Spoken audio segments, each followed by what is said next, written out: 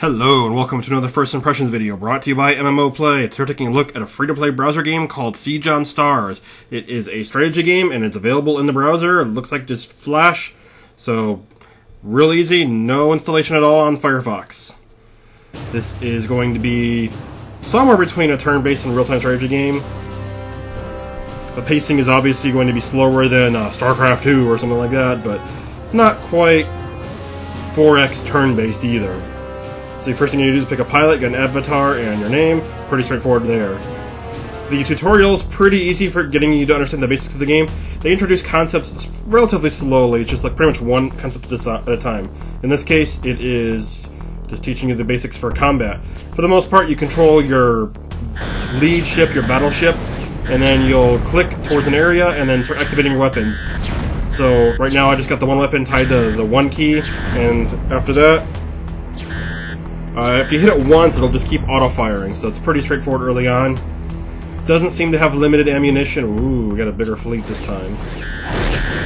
Also, these early fights, it doesn't look like positioning or anything like that matters. You can see basically the enemy ships will miss every shot, so for the most part, everything is really easy during the tutorial. After that, it does kind of pick up a little bit, but the decision-making and all the fighting, really straightforward early. It's just teaching the concepts. So you'll do a mission, you'll get a reward, so kind of like a questing system, and you can see, hey, I got a bonus too. Got a gun as a victory for that. It also has a rating system, kind of like a lot of Asian games, and also for fans of the DMC series, Devil May Cry series, you got the S and double S rating and all that. For the most part, since it's so easy early on, it's pretty easy to get double S rating in pretty much every single fight. So the ships are modular, they have different weapon slots, and you can see I'm going to just throw that there. Early on, I mean, no decision making required here, because we only have 2 weapons and 3 slots, so eventually you'll pick a race that you fight for, and they all specialize in different weapons, except for there's actually one that kind of gets half the bonuses of every race together.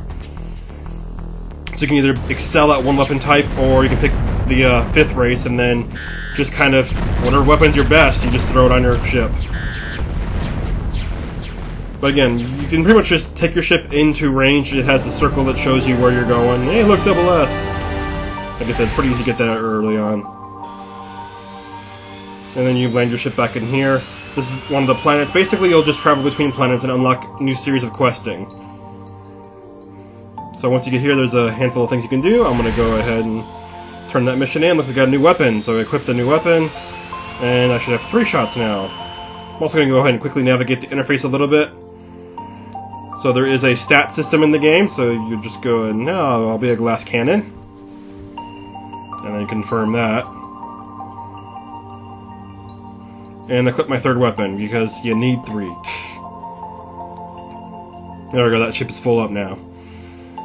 So it's not quite to the detail of maybe Gal Civ with the customization, but ships are modular. You can kind of customize it how you want for a later game. Right now it's just, hey, I got a weapon, I'm going to throw it in. Also you can see there are multiple ranges for my little circle.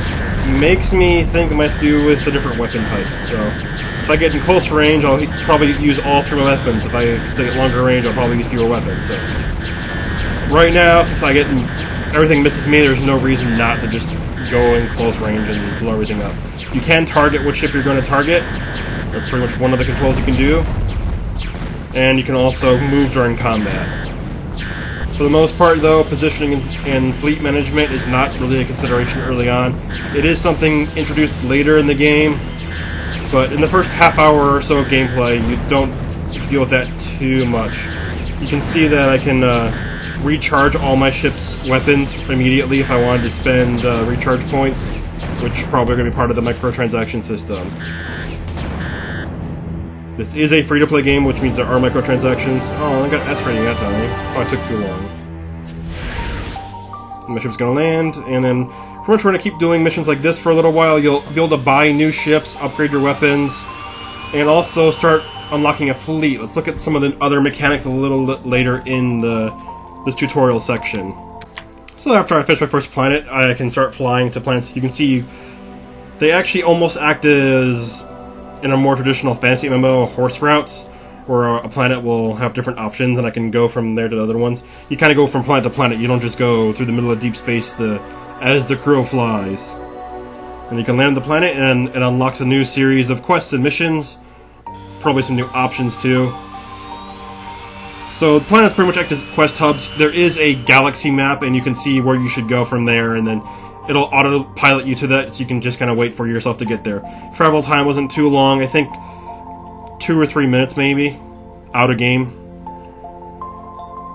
So I got a new series of missions. I also have a new ship now that has 2 weapon slots, but it's a little bit bigger.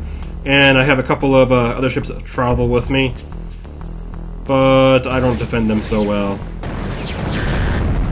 They actually take damage. So, if you're a captain in my fleet, expect to not last too long. It's going to be kind of like XCOM, almost. I'm going to get you killed, apparently. But, hey, I got double S. Some more XP. Always good.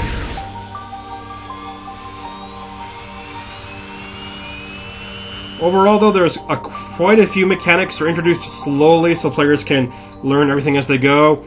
The whole gameplay is quite intuitive. It's fairly easy and maybe a little bit too easy early on. It does seem to start ramping a little bit after about half an hour of gameplay. Still quite easy, but most MMOs start off like that. Interested? It's called Siege on Stars. It's free to play. Thanks for watching. Stay tuned to more MMO play. I'm gonna go and use my new weapons.